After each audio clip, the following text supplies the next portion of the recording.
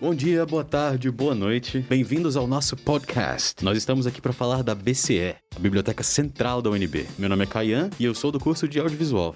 Eu sou a Juliane, do curso de Publicidade e Propaganda. Olá, meu nome é Samuel, eu sou aluno de Publicidade, o fã número 1 da BCE.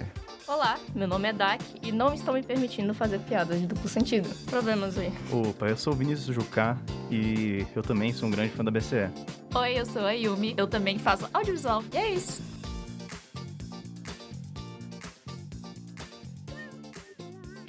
Hoje a gente vai falar um pouco sobre a história da BCE. Então, eu queria saber de vocês aí, como é que se deu a fundação da BCE? Ela foi fundada em 1962, sob a lei número de 3.998. Foi, inclusive, o ano em que a universidade foi criada, né? Já para contextualizar. E ela foi desenhada a partir de um projeto unindo biblioteconomistas e arquitetos. Eu sei que teve essa questão aí do prédio da BCE, que ele mudou várias vezes, né? Como é que foi isso? E você não tem noção de quantas vezes ele mudou. Ele começou inicialmente no Ministério da Educação e da Cultura. Isso na fundação da biblioteca, né? Mas já no ano seguinte, em 63, com uma compra massiva de novos livros para a BCE, eles tiveram que trocar a biblioteca de lugar. E ela foi parar na Faculdade de Educação. Depois de já ter mudado de prédio, logo um ano depois, mais um ano depois, em janeiro de 64, ela mudou novamente. E ela foi realocada para o prédio de engenharia, que foi o CG12. E por fim, como todos vocês sabem, a BCE tem um prédio próprio, que terminou de ser construído em 73, quando a BCE finalmente ganhou todo aquele seu glamour, né? 3 andares. Sim. E aquela maravilha que a gente conhece hoje em dia.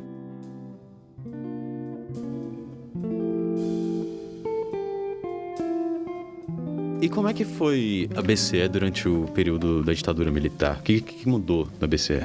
Então, já no começo da ditadura, em 1964, enquanto a BCE estava ocupando o prédio da Engenharia Civil, a SG12, ela foi invadida pela Polícia Militar de Minas Gerais e ficou 2 semanas interditada pela polícia, tendo, inclusive, obras confiscadas pelos militares, né? Ficou 2 semanas, né? Como eu disse. E a maioria dos livros, eles eram livros de visões políticas de esquerda, como a gente bem sabe, do Guevara e do Marx. Censurados, eles foram recolhidos pela polícia e ninguém sabe que fim deu a eles. Ah, então eles desapareceram. Na verdade, a gente sabe qual foi o fim que deram a eles. Eles foram levados para aquele maldito cofre onde eles trancaram todos os livros que eles achavam controversivos para a época. Bem, diversos professores denunciavam as invasões que aconteciam na época da ditadura militar. Que os militares invadiam as aulas que eles consideravam subversivas, né? Foi só no ano de 84, quando o Cristóvão Buarque assumiu, né, a diretoria da universidade, que a gente, de fato, voltou com as obras que foram confiscadas da BCE. Isso foi no período da redemocratização? Isso foi depois da ditadura ter acabado. Em 84, eles tiraram todos esses livros que eles tinham confiscado. Alguns foram perdidos, né? Mas eles foram retirados daqueles grandes cofres que eles foram guardados. Então, voltaram à biblioteca.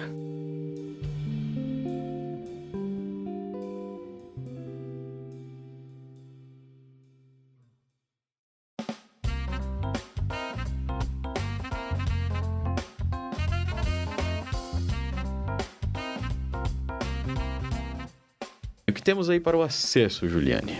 A BCE, ela é aberta para todo mundo? Como é que funciona? Assim, todo mundo que quiser estudar na BCE pode ir lá, mas para serviços de empréstimo, só a gente que tem um cadastro ativo na biblioteca, né? E você tem que ser um aluno de graduação e pós-graduação, docente técnico administrativo, ativo ou inativo, e também ex-alunos associados da Associação dos Alunos da UNB, a Alumni. Ou você pode ser um professor ou pesquisador sem vínculo de trabalho com a Fundação da Universidade de Brasília, mas que tem um cadastro vinculado a algum docente efetivo, que tenha cadastro no sistema da BCE. Entendi, então a restrição ela só serve para empréstimos na BCE. Isso. Certo. Quais são os serviços que ela oferece pra gente? Então, além dos serviços de empréstimo e os locais de estudo, também tem um clube de leitura da BCE, né? Que eles divulgam um livro que vai ser lido no mês e eles se reúnem na última quinta-feira do mês para discutir o livro, né? E eles também têm reuniões remotas que ocorrem na sexta-feira depois da reunião presencial. Aí, além do clube de leitura, a gente tem o Cineclube da BCE, que antes era o Cinearte da UNB, e que traz filmes, né? Pra promover debate, essas coisas. Além desses, tem o Espaço Pop, que as pessoas podem sentar lá pra discutir sobre cultura pop, jogar jogos de tabuleiro, ler quadrinhos, participar de encontros de leitura, coisa assim. É um espaço mais lúdico, né? O interessante desses 3 serviços é que eles servem justamente para isso, né? Para promover o debate dentro do ambiente acadêmico. Sim, e também, tipo, uma troca, né, entre os alunos, assim, importante.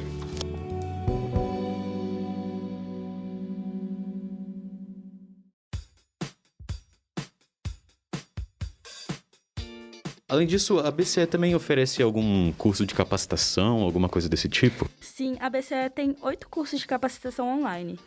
Eles são de fontes de informação para pesquisa, pesquisas em base de dados, ABNT para trabalhos acadêmicos, APA para trabalhos acadêmicos, gerenciadores de referência, comunicação e divulgação, currículo Lattes e o 8º é de recursos para identificação de autoria e produção acadêmica. Um nome bem grande, né? Olha aí, é bom demais. A BCE também tem esses serviços que oferecem mais estrutura para os alunos estudarem, né? Sim. Elas têm serviço de empréstimo de notebooks.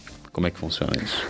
Então, para você pegar um notebook, você tem que pertencer ao grupo de assistência estudantil, ou ter um cadastro na diretoria de acessibilidade da UNB, ou ser um usuário indígena, né? Porque é importante, né? Tipo, usa muito o notebook para estudar hoje em dia, trabalhos.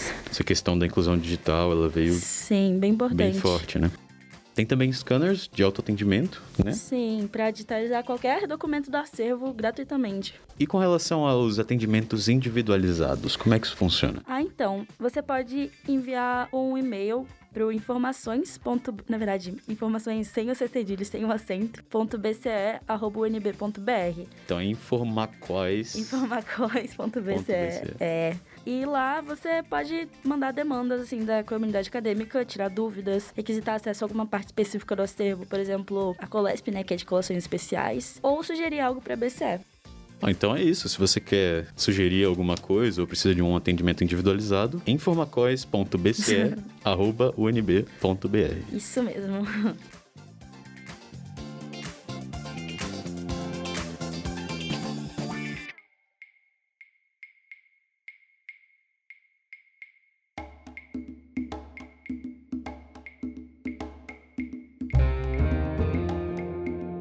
Eu queria perguntar para vocês, como é que é dividido o acervo da BCE?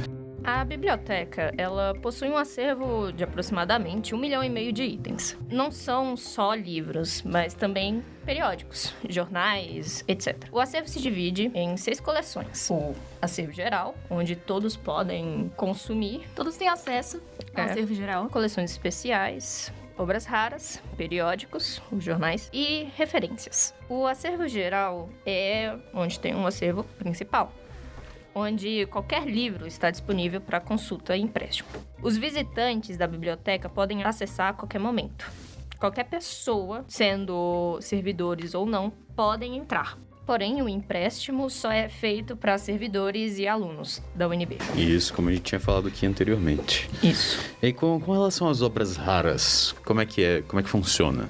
Então, a coleção de obras raras, ela é composta por principalmente livros, apesar de também ter periódicos e documentos antigos no acervo. Só que são principalmente livros.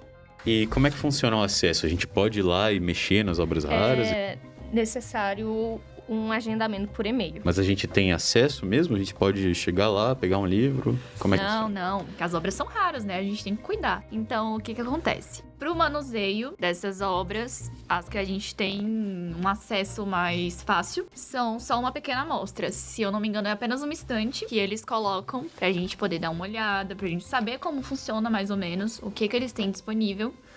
Se você quiser acessar, consultar algum livro ou documento que tiver na seção de obras raras, você tem que pedir aquela obra em específico, solicitar por e-mail, que eles vão separar e você só vai poder manusear com o auxílio e supervisão do bibliotecário ou bibliotecária responsável que estiver disponível ali naquele turno. Você tem que manusear com luvas e máscara, para tanto preservar a saúde tanto do livro ou periódico ou o que for, tanto quanto a de quem tá manuseando. Como assim? Por que a gente tem que preservar a saúde de quem tá manuseando o livro? Antigamente, eles faziam a preservação dos livros com veneno, para espantar os ratos e insetos que poderiam danificar. Então, o veneno pode ter se infiltrado ou acumulado na página. Muito bem, então, ó, cuidado aí quando vocês forem mexer no acervo de obras raras, galera.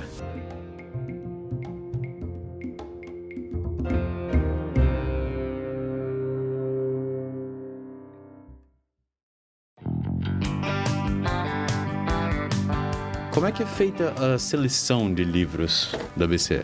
Ela é feita principalmente por doações. Às vezes eles compram, porém, com o corte de gastos, essa dádiva de comprar um livro começou a ficar bastante rara, tanto que está sendo totalmente escassa. Entendi. E quais são os critérios dessa seleção? Então, são 4 critérios. O primeiro é a antiguidade da obra. Quando ela foi publicada, quando ela foi escrita. A segunda é a escassez. Quantas obras estão disponíveis no mundo? Como que você consegue um acesso a isso? O terceiro... São anotações. Exatamente. Se são anotações do autor ou de uma pessoa ilustre, uma pessoa importante para a história. Ou então, uma pessoa que seja da época. Uma simples anotação que possa ser comprovada ser da época, como, sei lá, como a pessoa escreve, a pontuação que muda com o tempo, a forma de escrita, isso pode gerar um valor para aquela obra. O valor. Não. E outra coisa também, se for do Brasil, né? Porque tá difícil ultimamente. Nosso Brasil brasileiro. Até por questão de que a imprensa, essas questões editoriais de lançar livros no Brasil chegou mais tarde. Brasil aí sempre no final da fila, né? Ei, Brasilzão velho. Muito bem, mas e como é que funciona a conservação dos livros na BCE? Então, tem um laboratório de conservação que ele vai atender tanto o acervo geral quanto o acervo de obras raras. Eles são responsáveis pela limpeza, pela manutenção. São eles que vão cuidar dessa questão da temperatura, da umidade do acervo. As obras raras, elas têm que ficar, por exemplo, no escuro, porque a luz pode danificar. E nas obras raras em específico, como eu falei, a gente não tem um acesso direto ao acervo, apenas a documentos específicos, porque se a gente for ter acesso, é muito complicado. São obras com um valor, assim, inestimável, e qualquer pessoa ficar acessando pode gerar prejuízos. Como é que eu acho um livro, por exemplo, na BCE? Então, na seção de obras raras especificamente, para você saber se aquela obra tá no acervo, se você tiver o nome dela, já pesquisar direto, que lá já tem a seção onde aquele livro vai estar guardado. Então, se essa obra tiver na seção de obras raras, vai estar lá. Se não, não vai estar. Mas a listagem com todas as obras raras, você não tem um acesso fácil, mas você pode solicitar para o bibliotecário ou bibliotecária que estiver lá responsável por e-mail, que eles vão poder providenciar isso para você.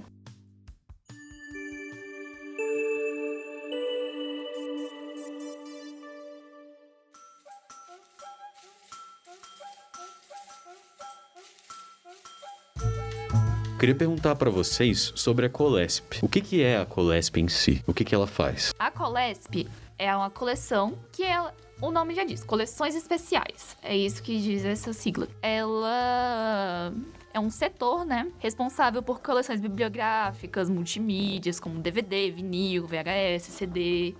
Ela também conta com uma coleção de artes, sejam mapas, partituras e até mesmo alguns móveis feitos pelos próprios alunos da UNB durante a ditadura militar, infelizmente. Durante a ditadura, olha só. Exatamente. Só que algumas peças, algumas cadeiras foram leiloadas pela própria UNB. Só que a Colesp interviu e tá lá até hoje. E outra coisa do acervo que também é muito interessante é porque eles basicamente levam pra Colesp qualquer obra que tiver no acervo geral que possa dar algum problema, algum BO, como eles dizem. Uma obra que possa, por exemplo, ser danificada facilmente, tanto por ser uma obra muito bonita ou por ser uma obra muito grande, muito pequena, por ser cards, coisas assim, vão sempre pra Colesp justamente pra manter essa preservação.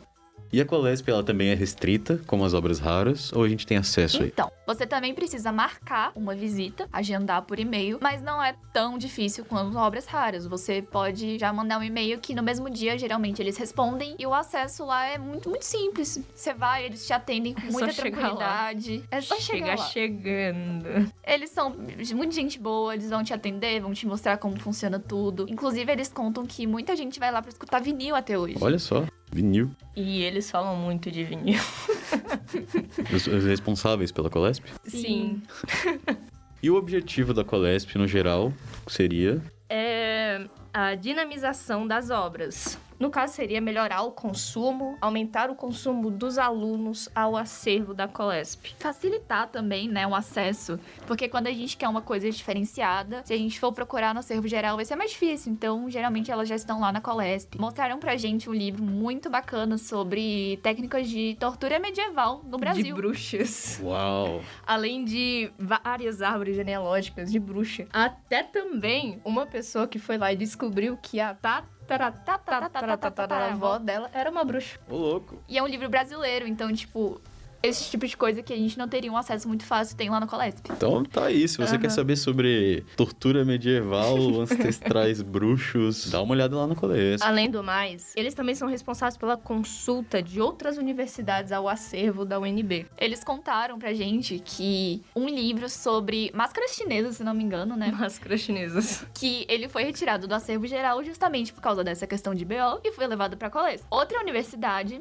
não me lembro qual, tinha deixado no acervo geral e deu BO, que nem eles suspeitavam que ia dar. Então, essa universidade teve que entrar em contato com a BCE pra conseguir restaurar as páginas que foram arrancadas desse livro. Por isso que tem que ter essa separação, né, da Colesp, pra evitar essas coisas, porque tem muita gente sem noção nesse mundo. Ó, galera, não vamos vandalizar as obras que estão lá na BCE, Não pelo vamos amor de vandalizar Deus. nada, na verdade. De preferência.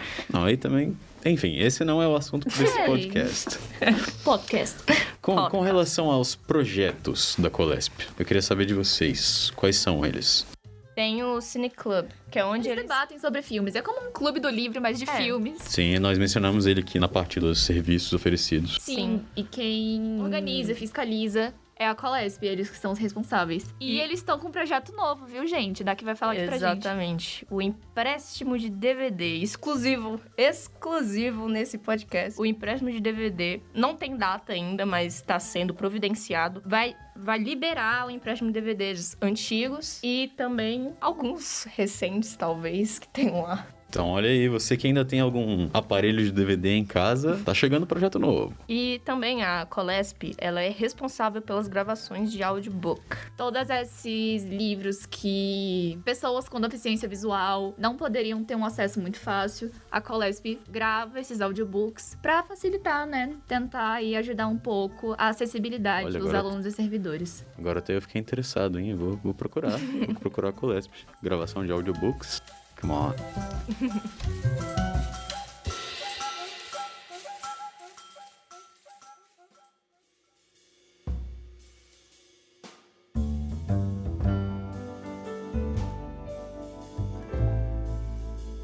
Mas então é isso, pessoal. A gente falou aqui um pouquinho sobre a BCE. Se você quiser saber mais sobre, entra no site da BCE. E é isso. Muito obrigado a todos que ouviram até aqui.